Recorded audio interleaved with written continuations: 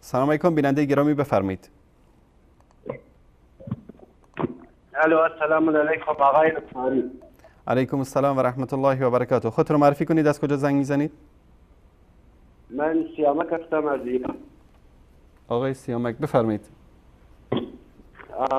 ضمن خسته نباشید به شما و دستانداران پشت صحنه‌تون. سلامت باشید برادر عزیز. خواستم عرض کنم آقای نصاری کل، شما چجور به امام زمان باور بدارید؟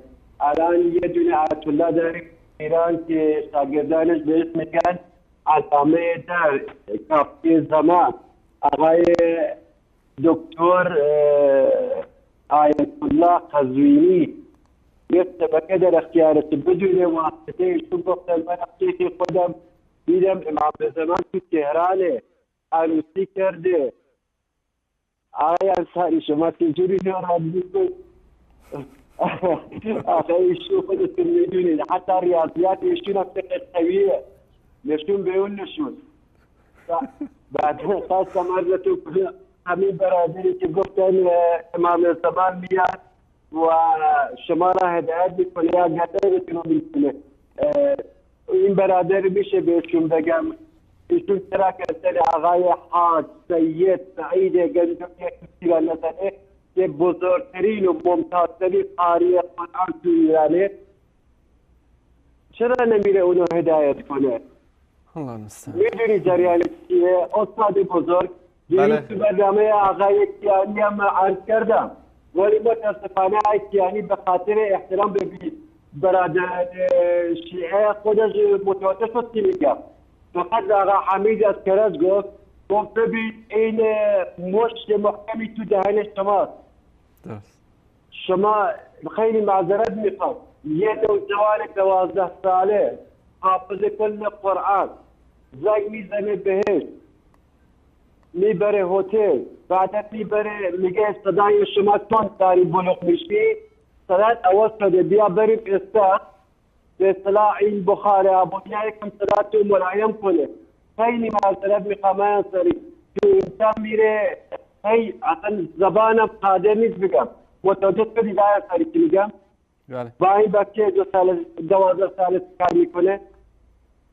الان هم تقریبا 13 نفر ازش شکایت کردن اینو تو شبکه صفحه آخر، حالا نمیدونم شما رصد کردی یا نه. بله داریم. پرونده هست دارید؟ بله. این گفت کن دیروز واقعا ناراحت شدم با آقای کیانی، این حمید از کرد از یمن چه خبر؟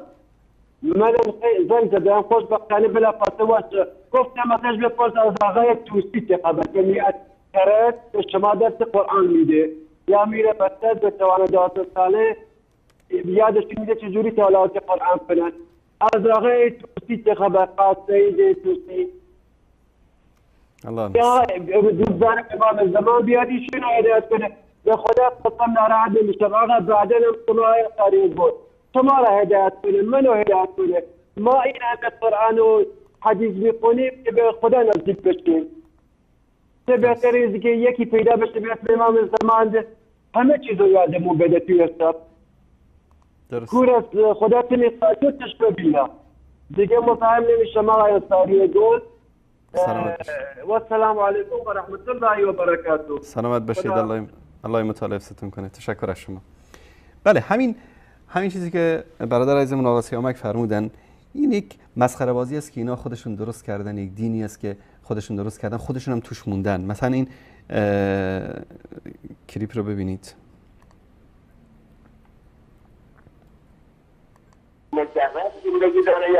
متأهل یا مجرده؟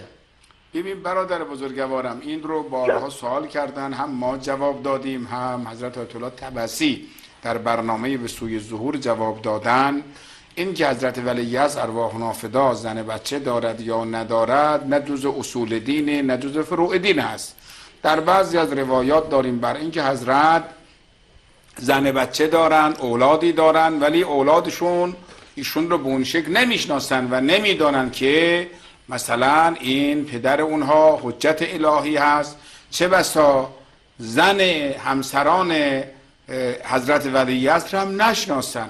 در بعضی از روایت هم داریم که نه، البته بنده خودم عقیده شخصیم با توجه به خلاصه برنامه هایی که از بعضی از اولیاء خدا شخصا شنیدم، بر این عقیده هستم حضرت ولیعصر ارواحنا فداه به سنت جد بزرگوارشون النکاح سنتی فمن رغب عن سنتی فلیس منی عمل میکنن و افرادی یکی از اساتید بزرگوار من، حالا نمیدونم الان در قید حیات هستن، خدا حفظشون کنه، اگر از دنیا رفتن خدا درجاتشون رو بیشتر کنه، جناب آقای گل محمدی نقل میکرد از یکی از اولیای الهی که حضرت رو میدید میشناخت، بعد میبینه که یکی از چند روزی این حضرت ولیعصر ارواحنا فداه میاد در داخل کوچه زمان شاه تو تهران، برای شما عرض کنم میره میاد، یه مقداری براش مسئله بوده کجا میره، خلاصه بعد متوجه میشه مثلا پلاک فرض بفرمایید 154، بس بعد به خانواده‌اش اینا میگه مقداری با اینا رفت آمد داشته باشید، ببینیم که ایشون که داره میره اونجا چه ارتباطی دارد. این رو من با یک واسطه دارم عرض میکنم،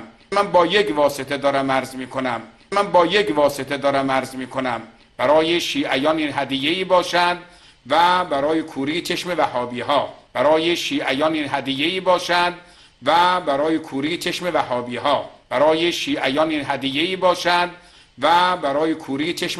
ها، بعد ایشون میگفت خانومش رفت آمد میکنن، خلاصه یه مقداری میبینه که این پدر صاحب خونه همون از اهل مسجد میاد میره و اینها، بعد خلاصه خانومش میره سوال میکنه که این آقایی که میاد اینجا میره کی هست؟ میگه این داماد ما هست.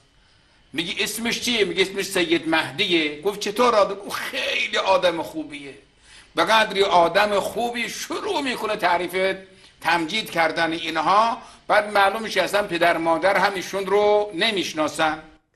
حالا یک کسی نیست بپرسه از این آخوندا که این آقا که اومد زمان شاه با یک دختر تهرانی ازدواج کرده، طبعا تا حالا دیگه اون دختر پیر شده رفته آقا یک زن دیگه گرفته، این زنهایی که گرفته اینا ثبت میشن، شناسنامه میگیرن، زندن، مردن، عاقبتشون چی میشه، میراثشون، خونه، زندگی. یعنی یک من تعجب میکنم از کسایی که نواش کجاست، یعنی که اینا نمیپرسن نواش که الان پدر بزرگ ما کجاست، کجا رفته. خب طبعا آقای امام زمان که پیر نمیشه دیگه، همون تا سن و سال مونده همینطوری. و هر شاید هم سبب این 85,000 دختر خیابونی که در تهران هستن و خونه و زندگی ندارن و خانه‌های عفاف و مجلس شورای اسلامی میخواد برای اینا درست بکنه و کرده، شاید هم اینا کسایی باشن که آقا باشون ازدواج میکنه و همینطوری بی سرنوشت ولشون میکنه در کوچه و بازار. یکی از اینا رو من کلیپش رو خدمتتون پخش بکنم که یکی از اینها دستگیر میشه. البته قبل از این خود اینها که با هم دیگه درگیرن، یک کلیپ رو من خدمت شما عزیزان پخش بکنم، خیلی جالبه.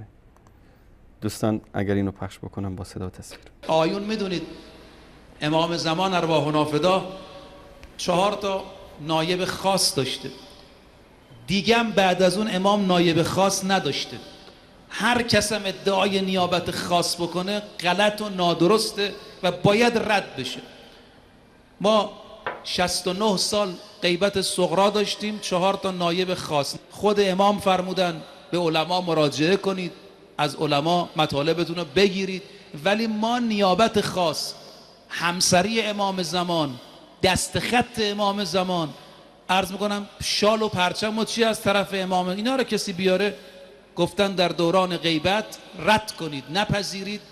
اگر هم یک کسی ارتباط خاص با امام زمان داشته مثل شیخ مفید، مثل سید بحرالعلوم، اینا مسائل شخصی است، مربوط به خودشونه، هیچ وقت هم دفتر و دستک و دکان باز نکرده.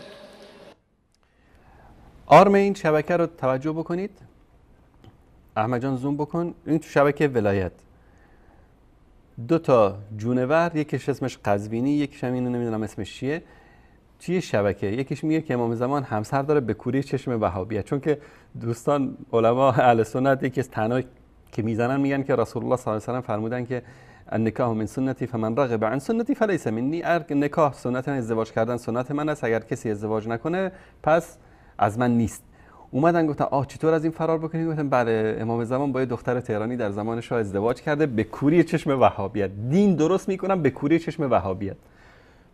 تو همین شبکه یه آخوند دیگه بدون هماهنگی با آقای قزوینی که مدیر شبکه است اومده میگه که آقا هر کسی بگه که همسر امام زمان است و هر کسی بگه به فلان نایب امام زمان است، هر کسی بگه با امام زمان ارتباط داره، قبول نکنید، باور نکنید. حالا حرفی کی رو باور کنن ملت؟ از یک طرف دیگه سربازان امام زمان، ایشون وقتی که این سربازان دیدن که والا خانومی پیدا شده، همین شاید همون دختر تهرانی باشه که در زمان شاه ازدواج کرده بوده، بیچاره امام اینو بی سرپرست ولش کرده و رفته، ایشون اومده ادعا کرده که همسر امام زمانه. یعنی حلال است برای قزوینی که بگه امام زمان زن و بچه داره در تهران در زمان شاه.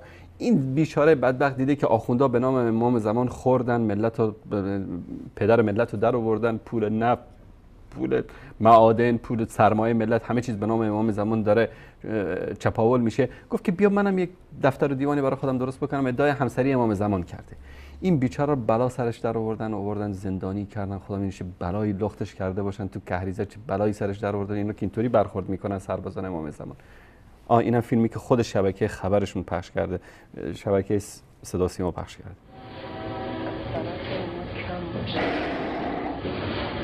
پیامی که از این جلسات برای شناخت بیشتر امام حی ارسال میشه، فقط مختص شیعیان و حتی مسلمانان جهان نیست و برای همه مردم جهانه.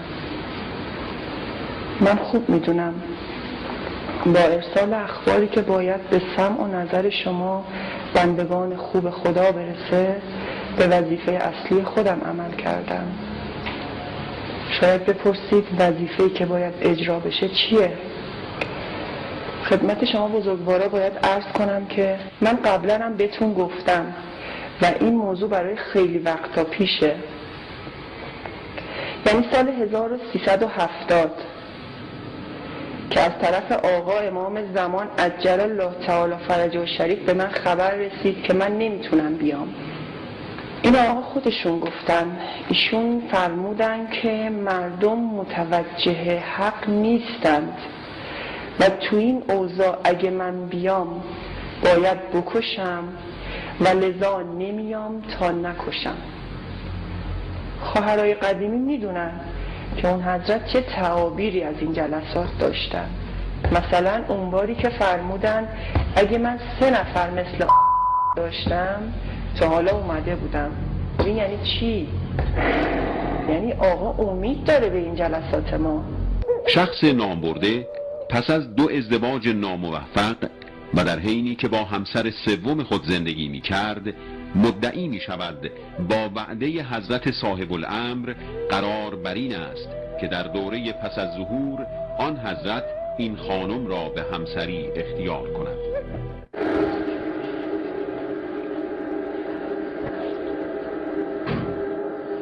این جمله از شماست که گفتین آقا ظهور کنن من رو همسری انتخاب میکنن؟ من نگفتم اینو، اهل بیت دارن میگن. شاید من لیاقت نداشته باشم اون لحظه که فرا میرسه، زمانش فرا میرسه لیاقت داشته باشم اون شرایط داشته باشم. بله، خلاصه این خانم ادعا کرد که همسر امام زمان است. بیچاره رو گرفتن سربازان گمنام امام زمان، گفتن که اگر اینو زودتر گم و گور نکنیم دیگه نون آقا آجر میشه و چه بلایی سرش آوردن نمیدونم. المهم زنده و مردش تا الان گمه. این دین مسخره ای است که اینها دارن. شما رو با خدا، یعنی باید اون بت پرستای جنگل های آمازون به اینها بخندن با این مسخره بازیایی که درست کردن برای خودشون.